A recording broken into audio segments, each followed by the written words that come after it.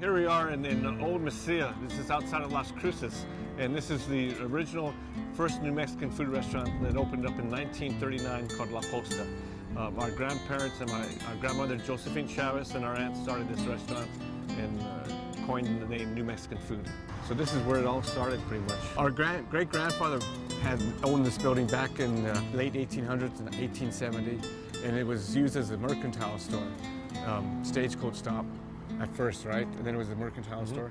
And it was on the old Butterfield Trail that was one of the main trading posts from Chihuahua, Mexico, all the way to Santa Fe. And so it housed many famous and infamous people, from Billy the Kid to Kid Carson to Pancho Villa.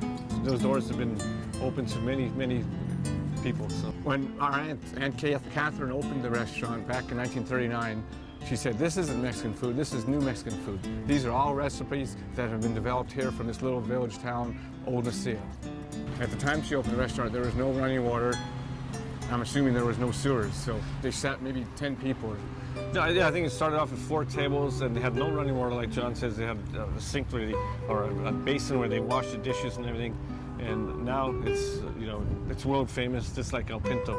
Our dad met my mom back in 1945, I think. It was right after the war. He was a POW, and he walked into doors here at La Posta and enjoyed the first New Mexican plate he's ever had, which was a red chili enchilada. Just a flat red chili enchilada, fideg over easy. He ate it the first time, enjoyed it very much. The second time, he was hooked. And then they ended up getting married at the plaza here, right behind us, 100 yards from here. In 1962, our folks established El Pinto, and when we were 5 years old, our dad, when we got off the bus from school, he gave us a stick with a nail on it and said, "Every day you come in, here's a bucket and a stick with a nail, go around and collect all the papers in the parking lot." And that was quite difficult. Being at about an acre-sized parking lot, it was a difficult task for us, but we learned the ethics of hard work.